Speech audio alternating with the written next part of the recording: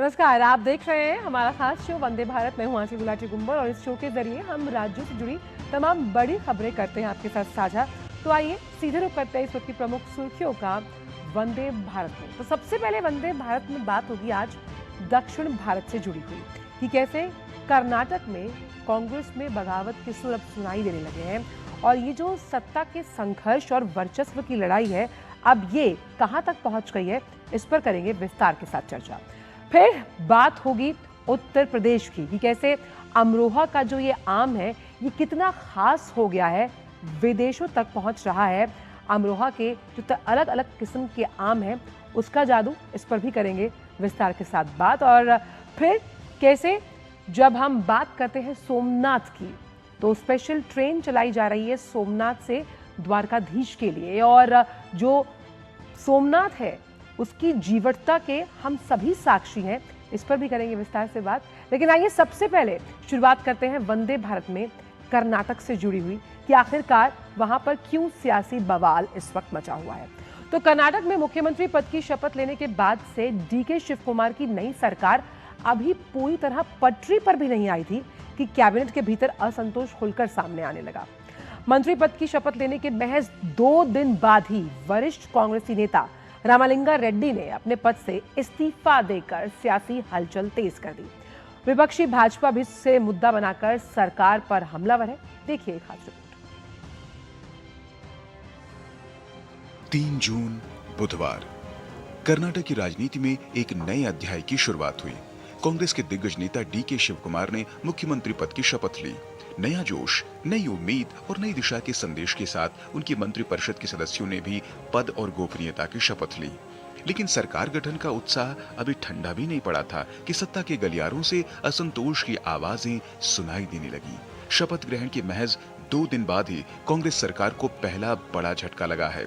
वरिष्ठ कांग्रेस नेता रामलिंगा रेड्डी ने मंत्री पद से इस्तीफा देकर राजनीतिक हलकों में हलचल मचा दी है। मैंने कभी डीके शिव कुमार से जाकर यह नहीं कहा कि मुझे मंत्री बनाइए। मैंने सिद्धारमैया जी के पास जाकर भी मंत्री पद की मांग नहीं की। यहाँ तक कि मैंने हाईकमान के सामने भी कभी मंत्री बनाए जाने की गुजारिश नहीं की।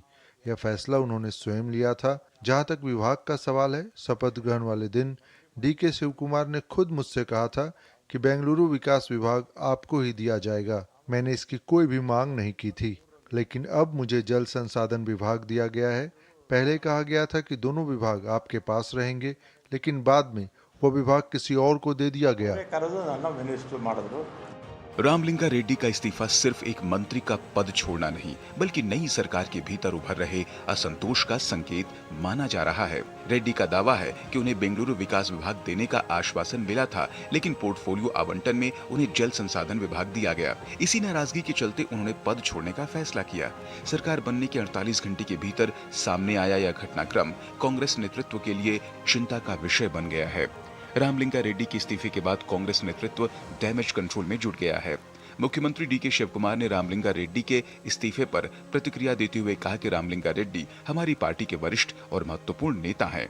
वो मेरे बेहद करीबी मित्र भी हैं। मैं उनसे व्यक्तिगत रूप से बात करूंगा और उनकी सभी चिंताओं का समाधान निकालने का प्रयास करूंगा। पार्टी के वरिष्ठ नेता और मंत्री सतीश जारकीहोली ने स्थिति को सामान्य बताते हुए कहा कि अगले 2-3 दिनों में सब कुछ ठीक हो जाएगा। ये तो सिलसिला नहीं जा रहे हैं कि 2-3 दिन में ठीक हो जाएंगे। हमारे सीएम साहब इसको ठीक कर देंगे, 2 दिन वेट करेंगे। कांग्रेस के अंदर बढ़ते असंतोष को लेकर भाजपा ने सरकार पर तीखा हमला बोला है। भाजपा प्रदेश अध्यक्ष BY विजयेंद्र का आरोप है कि सरकार बनने से पहले ही कांग्रेस में सत्ता संघर्ष शुरू हो गया है। वहीं विपक्ष के नेताओं का कहना है कि मंत्री पद और विभागों के बंटवारे को लेकर कांग्रेस में भारी खींचतान चल रही है। भाजपा का दावा है कि यह सरकार स्थिरता देने में विफल साबित होगी। The way they were started, the way infighting is going on in within 48 hours, I really doubt how long this government is going to last. So let's wait. गृह प्रवेश होने के 2 दिन के बाद घर गिर पड़े। ऐसे होने से घर में कोई बचता क्या? उधर का क्या फैमिली चला सकते है क्या? ऐसे हालत में कांग्रेस अभी पड़ गया है। रामलिंगा रेड्डी के बाद कांग्रेस के वरिष्ठ नेता के.एच. मुनियप्पा ने भी अपने विभाग को लेकर असंतोष जाहिर किया। हालांकि उन्होंने पार्टी नेतृत्व के फैसले को स्वीकार करने की बात कही, लेकिन उनकी प्रतिक्रिया ने यह संकेत जरूर दिया कि विभागों के बंटवारे को लेकर कांग्रेस के कई नेताओं में नाराजगी है।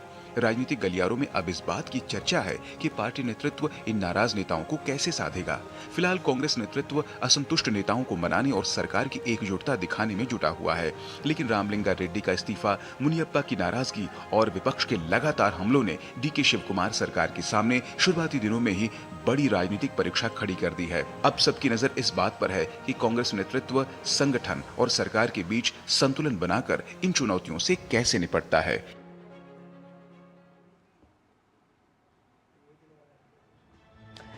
तो अभी सरकार को काम करते कुछ ही दिन हुए, लेकिन कर्नाटक का ये सियासी नाटक सबके सामने खुलकर आ गया।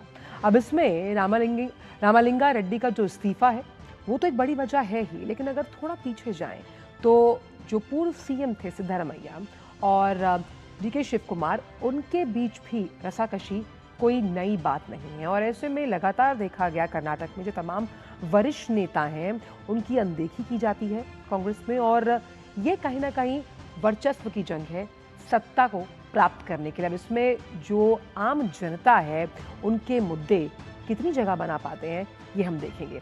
हमारे साथ इस बड़ी खबर पर ज्योति इस वक्त बेंगलुरु से जुड़ गई हैं। ज्योति, किस तरह से अभी तो सरकार के पास अपनी बहुत चुनौतियां हैं, क्योंकि वित्तीय दबाव है, अगर कर्नाटक की बात की जाए राज्य प्रशासन पर, उन्हें सुलझाने से पहले अंदरूनी रार खुलकर सामने आ गई।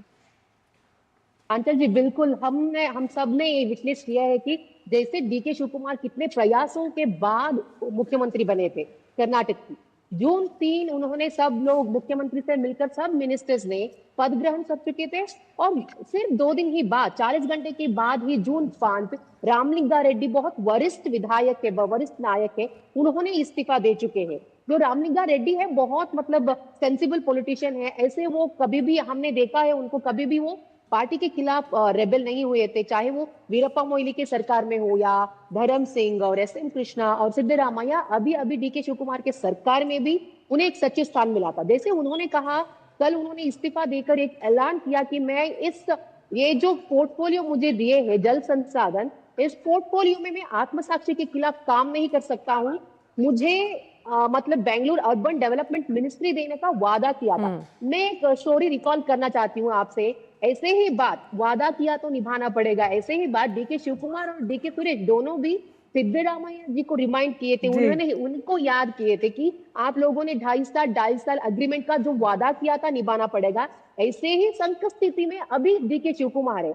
जब 2023 में ये जो हुआ था उस वक्त भी नाराजगी जताए थे हालांकि रामलिंगा रेड्डी जी ने, उस वक्त डी.के. सुरेश और डी.के. शिव कुमार दोनों ने मिलकर यही कहा था कि 2.5 साल के बाद जब मैं मुख्यमंत्री बनूंगा, आपका जो आकांक्षा है Bengaluru urban development ministry portfolio में आपको दूंगा। तो वैसे ही बात अभी रामलिंगा रेड्डी जी ने रिमाइंड कर रहे हैं।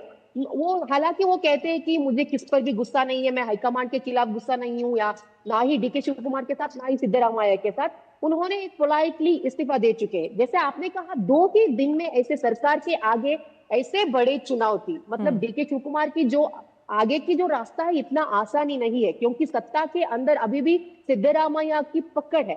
सिद्धरामैया के बेटे को अभी नगराभिवृद्धि खाता दिया है। सो बहुत लोगों को ये थोड़ी शिकायत है, लेकिन कोई भी आगे आकर नाराजगी जता नहीं सकते, सिद्धरामैया जी के खिलाफ बहिरंग नाराजगी जता नहीं सकते, चाहे वो मुनियप्पा हो। मुनियप्पा को भी अभी जो पोर्टफोलियो में मिले हाथ, और उसके साथ साथ हमें ये भी सुनने में आया है कि जो पावर मिनिस्टर है के.जे. जॉर्ज, वो भी बहुत सीनियर लीडर है, उनको भी नाराजगी है जो पोर्टफोलियो दिए हैं।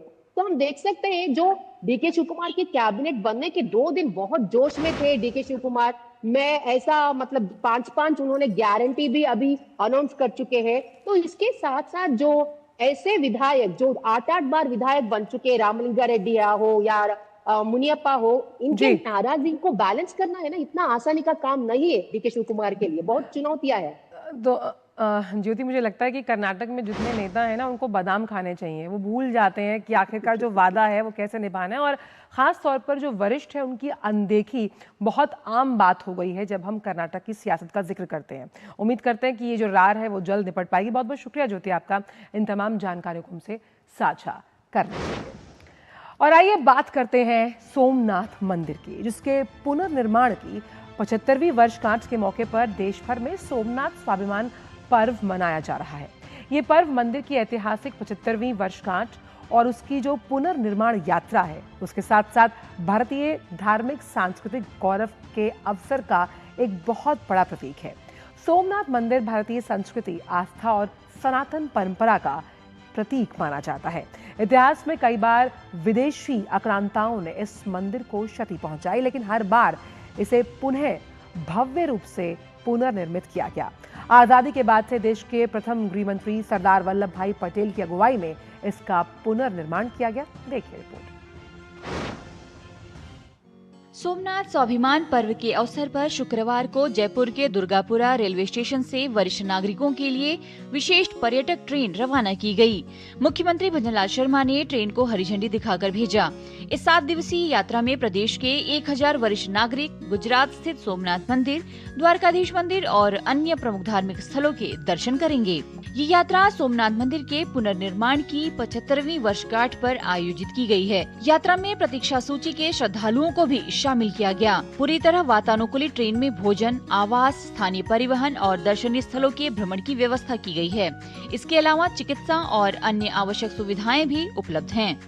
मुख्यमंत्री भजनलाल शर्मा ने कहा है कि यह यात्रा केवल तीर्थ दर्शन तक सीमित नहीं है, बल्कि वरिष्ठ नागरिकों को भारत की सांस्कृतिक और आध्यात्मिक विरासत से जोड़ने का प्रयास है। दुर्गापुरा के अलावा अजमेर और आबू रोड रेलवे स्टेशन पर भी बोर्डिंग और डी बोर्डिंग की सुविधा उपलब्ध कराई गई है। हमारे वो बुजुर्ग हैं, उनकी सेवा करना हमारा कर्तव्य है, हमारा धर्म है, इसलिए हम उनको एसी गाड़ी के अंदर भेजेंगे, जिससे किसी तरह की कोई परेशानी नहीं। जहां देश भर से श्रद्धालुओं को सोमनाथ ज्योतिर्लिंग की भव्यता के दर्शन करवाए जा रहे हैं, वहीं प्रदेश सरकार भी संस्कृति और इतिहास का दर्शन वरिष्ठ जनों को करवाने के लिए संकल्पित है।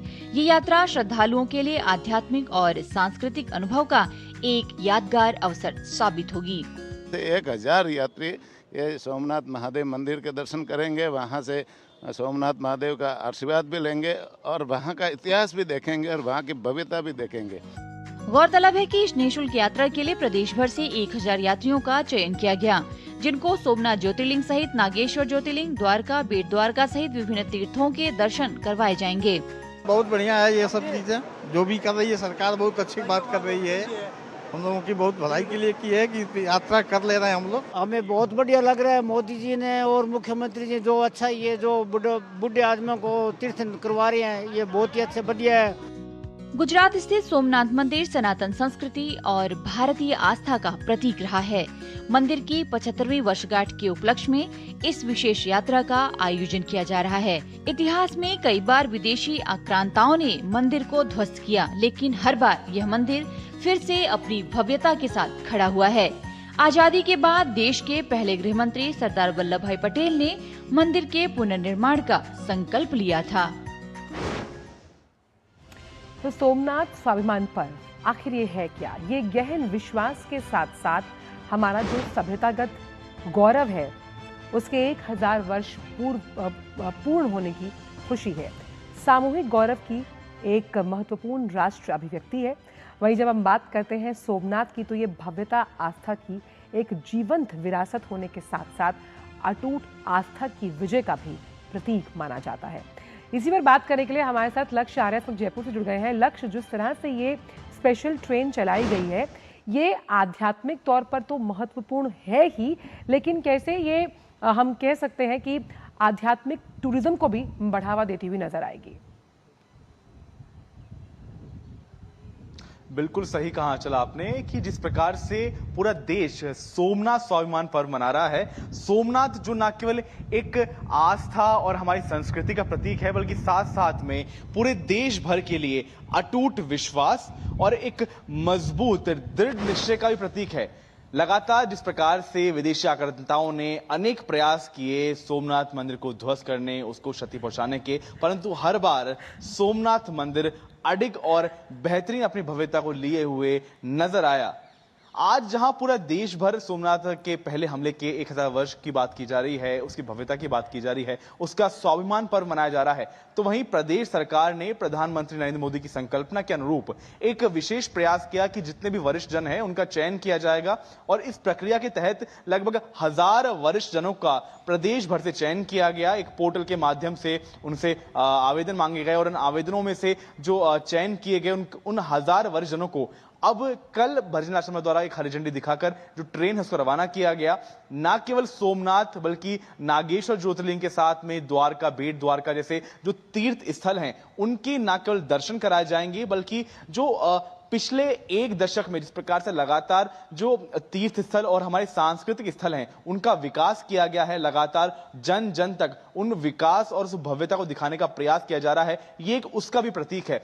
जो अहम बात है कि जितने 1000 वरिष्ठ जन यहाँ पे चयनित किए गए हैं उनका पूरा खर्चा, चाहे वो खाने पीने से लेकर ठहरने की व्यवस्था हो, दर्शन कराने की व्यवस्था हो, सारी व्यवस्था का जो खर्च है वो राज्य सरकार द्वारा व्यय किया जाएगा। वहीं संस्कृति मंत्रालय द्वारा जिस प्रकार लगातार जैसे कि प्रयास किए जा रहे हैं कि जो तीर्थ स्थल हैं उनके और लगातार नई ट्रेनों को संचालित किया जाए, वहां तक जो पहुंच है, कनेक्टिविटी है, उसको और मजबूत किया जा सके, जिसके माध्यम से जो तीर्थाटन है उसको न केवल बढ़ावा मिलेगा बल्कि वरिष्ठ जनों को एक सहयोग भी मिलेगा कि जो अपनी आय के अनुरूप जो तीर्थों का भ्रमण हम कह सकते हैं कि अफोर्ड नहीं कर पाते, वो जा नहीं पाते, तो राज्य सरकार के और डबल इंजन सरकार के इस प्रयास से वो लोग भी अब तीर्थों को देख पाएंगे, उनके दर्शन कर पाएंगे, जो उनको अफोर्ड नहीं कर पा रहे थे, उनको उसका खर्चा उठा नहीं पा रहे थे। तो निःशुल्क व्यवस्था की गई है और न केवल सोमनाथ बल्कि जो अन्य स्थल हैं उनके भी दर्शन कराए जाएंगे। जी हाँ, बिल्कुल, और ये वरिष्ठ नागरिकों के लिए एक बहुत बेहतरीन सौगात है। बहुत बहुत शुक्रिया आपका लक्ष्य इन तमाम जानकारियों को हमसे साझा करने के लिए। और वक्त फिलहाल वंदे भारत में एक छोटे से ब्रेक का है। ब्रेक के उस पार आकर आपको लिए चलेंगे अमरोहा। जुड़े रहिए वंदे भारत के साथ। यार कैसे ले पाएंगे घर? नहीं, आज गर्मी बहुत है ना? यस, बहुत ही ज्यादा। पापा, घर खरीदने की planning is not easy. Vini, long term savings का बेस्ट प्लान बताना। LIC protection plus plan. LIC और सेविंग्स? यस, इसमें इंश्योरेंस और फंड्स दोनों में इन्वेस्ट करके गोल्स के हिसाब से सम अश्योर्ड एडजस्ट कर सकते हो। LIC protection plus plan, future insured, growth assured.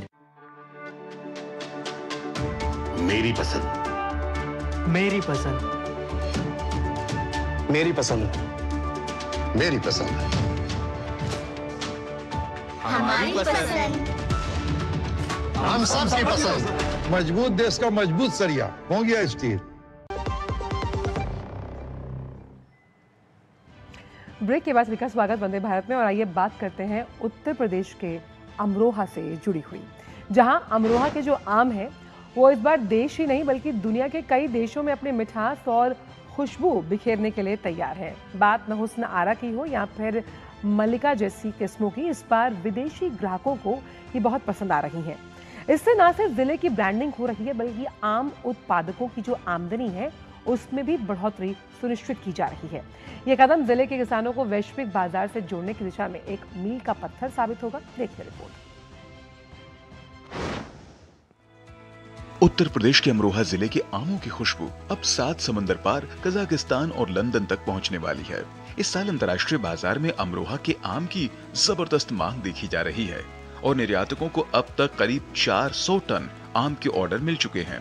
Kazakhstan, रूस, उज्बेकिस्तान, सिंगापुर, लंदन और पहली बार मलेशिया से भी 400 टन से अधिक आम के ऑर्डर मिले हैं। 10 जून से विदेशों में आम की खेप भेजने की तैयारी शुरू हो जाएगी। आम निर्यातकों के अनुसार अमरोहा के चौसा और लंगड़ा आम की अंतर्राष्ट्रीय बाजार में भारी मांग है, जो महाराष्ट्र के अल्फांसो और गुजरात के केसर जैसी प्रसिद्ध किस्मों को कड़ी टक्कर दे रहे हैं। करीब 22,000 हेक्टेयर क्षेत्र में फैले आम के बागों और इंटीग्रेटेड पैक हाउस जैसी सुविधाओं के कारण अमरोहा से आम का निर्यात लगातार बढ़ रहा है, जिससे किसानों और व्यापारियों को बेहतर कारोबार की उम्मीद है। ये मैंगो पैक हाउस जो है ये शासन की एक बहुत अच्छी स्कीम है। एक्सपोर्टर्स को ही इसके बेनिफिट मिलेंगे और जैसा कि आपको पता है कि हमारे यहाँ पे आम का सीजन अब ऑलमोस्ट स्टार्ट होने वाला है। 15 जून के बाद से आम हमारा चालू हो जाता है और हमारे यहाँ से आम जो फेमस है वो लंगड़ा और चौसाई है, जिसकी जो वैरायटी की मांग रहती है फॉरेन्स में। तो उसी को लेके अभी हमारे पास कई सारी जो है एक्सपोर्टर से कॉल आती है कि जी हमें आम एक्सपोर्ट करना है और हमें आपका पैक हाउस यूज करना है। इस बार हुस्न आरा अपनी खुशबू से और मल्लिका अपनी बनावट व रंगत से विदेशी ग्राहकों को खूब लुभाएगी। इसके साथ ही बम्बई, फजरी, समर, बहिश्त, सुरखा, खट्टा और तोतापरी जैसी किस्मों की पैदावार भी इस बार अच्छी हुई है। निर्यातकों ने इन ऑर्डरों को समय पर पूरा करने के लिए पैकिंग और अन्य तैयारियां तेज कर दी हैं। अमरोहा जिले में लगभग 22,000 हेक्टेयर भूमि पर आम के बाग फैले हुए हैं। विशेषकर अमरोहा, नौगांवा, सादात और हसनपुर क्षेत्र आम उत्पादन के प्रमुख केंद्र हैं। यहाँ की मिट्टी और जलवायु आम की बेहतरीन गुणवत्ता के लिए अनुकूल मानी जाती है। इस मरतबा जो है फसल कम है, लेकिन उसके बावजूद भी सबसे ज़्यादा ऑर्डर इस मरतबा मिले हैं। खाड़ी देशों में क्योंकि मामला ठीक नहीं चले, फिर भी 250 टन का ऑर्डर मेरे पास लिखित में दुबई से है और मलेशिया से मेरा ओपन ऑर्डर है, जिसके लिए हम एक कंटेनर जो है रिफ़र कंटेनर मलेशिया इंशाल्लाह भेज रहे हैं और जिसमें हमारी सपोर्ट जो है वो CISH का जो डिपार्टमेंट है अपना हमारा लखनऊ का, वो लोग आएंगे। नियादार मनौटा और मखसूस की बढ़ी मांग हसनपुर तहसील के गांव मनौटा में विकसित की गई विशेष प्रजाति नियादार मनौटा ने भी अपनी खास पहचान बनाई है। इसके अलावा सऊदी अरब में अमरोहा के मखसूस आम की भारी मांग रहती है। इस सीजन में रूस, दुबई, लंदन, कजाकिस्तान, उज्बेकिस्तान और सिंगापुर जैसे देशों से बड़े ऑर्डर मिले हैं। इसके अलावा अमरोहा का आम हर साल Saudi Arab, Kuwait, Bahrain, Oman, America, Australia, Iran, Italy, Spain, Germany और हॉलैंड जैसे देशों में भी भेजा जाता है। निर्यातकों का कहना है कि इस बार फसल की गुणवत्ता बहुत अच्छी है, जिससे पिछले वर्षों की तुलना में अधिक व्यापार की उम्मीद है। तो ये यूपी का आम अब आमो खास बन गया और ख़ास तौर पर अगर बात की जाए जिन आमों की किस्मों का हमने यहाँ पर उल्लेख किया, उसमें हुस्न आरा और मल्लिका जैसे जो आम हैं उनकी मिठास अब विदेशों में छाई है और यूपी के इस आम का जादू अब कजाकिस्तान से लंदन तक है। इसकी डिमांड लगातार बढ़ रही है। अब इससे किसानों की वैश्विक बाजार तक जो पहुंच है वो आसान हुई और इस तरह से जब वो बिक्री कर रहे हैं तो आप ये समझिए कि उनकी जो आय है उसमें भी बढ़ोतरी दर्ज की जा रही है। इसी बड़ी खबर पर बात करने के लिए विकास सिंह इस वक्त लखनऊ से जुड़ गए हैं। विकास, वो कहते हैं ना कि ये स्वाद की सौगात है जिसने भारत के यूपी को वैश्विक पटल पर मिठास के साथ एक अलग ही पहचान दे दी है। जी बिल्कुल सही कह रहे हैं और कहीं न कहीं उत्तर प्रदेश के इस अमरोहा के आम को अब वैश्विक पहचान मिल रही है। ये बागवानी क्षेत्र में उत्तर प्रदेश के बढ़ते कदम दर्शाते हैं और किस तरीके से वहाँ पर सरकार ने जो व्यवस्थाएं की, इंटीग्रेटेड पैक हाउस वहाँ पर बनाया, क्वालिटी चेक की व्यवस्था की और सबसे बड़ी बात है पीएम मोदी जो कहते हैं आमतौर से देशवासियों से, देश के किसानों से कि 0 डिफेक्ट उत्पादन कीजिए, जिस क्वालिटी वाला चीज हो, पूरी दुनिया आपको स्वीकार करेगी, पसंद करेगी और कुछ ऐसा ही हुआ। अब इस क्षेत्र में 400 टन जो मांग आई है खासतौर से कजाकिस्तान, उज्बेकिस्तान, मलेशिया, सिंगापुर और लंदन से, तो ये एक नए बाजार भी खोल रही है खासतौर से भारत के लिए, क्योंकि आमतौर पे देखा जाता था कि इन आमों की सप्लाई ज्यादातर खाड़ी देश ही में जाती थी। तो नए बाजार मिलने से अब खासतौर से बागवानी के क्षेत्र में नए निवेश की भी आने की संभावना है, क्योंकि यहाँ पर किसानों को लगेगा उनको अब बेहतर मूल्य मिलेगा घरेलू बाजार की अपेक्षा। विदेश में अगर निर्यात होता है फसल उनकी तो कहीं ना कहीं उनको अच्छी आमदनी होती है और ये बड़ा अवसर है उस क्षेत्र के तमाम सारे बागवानी करने वाले किसानों के लिए। आने वाले समय में और क्वालिटी बेहतर होगी वहाँ की और इसकी डिमांड और बढ़ेगी और कहीं ना कहीं ये बात दर्शाती है भारत की बढ़ती हुई, उत्तर प्रदेश की बढ़ती हुई लॉजिस्टिक की, कि खास तौर से तमाम सारी चीजें फसल पैदा तो करते थे लेकिन उसका डिस्ट्रीब्यूशन सही से नहीं हो पाता था। निर्यात के क्षेत्र में सरकार ने जिस तरीके से प्रोत्साहन दिया यहाँ पर, वो इस बात को दर्शा रहा है। ये डिमांड इस तरीके की इतनी बड़ी आई है इन देशों से कि आम के जो किसान हैं, उत्पादक हैं, उनके चेहरे पे खुशी आ गई है और ये खुशी इस बात को जाहिर करती है कि उस क्षेत्र के आसपास के गांव का भी डेवलपमेंट होगा, क्योंकि आमदनी जब ज्यादा होगी तो क्षेत्र में पैसा आएगा तो विकास होगा। तो कई मोर्चों में ये बड़ी सफलता है उत्तर प्रदेश के अमरोहा के आम के लिए। हम ये तो मान रहे हैं कि लंदन तक पहुंच गया। अब हमारा जो उत्तर प्रदेश का रीजनल न्यूज यूनिट है, हम कहेंगे थोड़ा सा ये जो आम की हम कह सकते हैं खेती से जुड़े हुए ये अलग अलग किस्म में थोड़ी दिल्ली ऑफिस भी भेजे जाएं। बहुत बहुत शुक्रिया आपका विकास इन तमाम जानकारियों को हमसे साझा करने के लिए। तो वंदे भारत में आज के लिए इतना ही। आपसे कल मुलाकात होगी, कुछ और राज्यों से जुड़ी हुई विकासात्मक खबरें लेकर हम हाजिर होंगे इस शो के जरिए। मुझे मेरी पूरी टीम को दीजिए अनुमति। नमस्कार।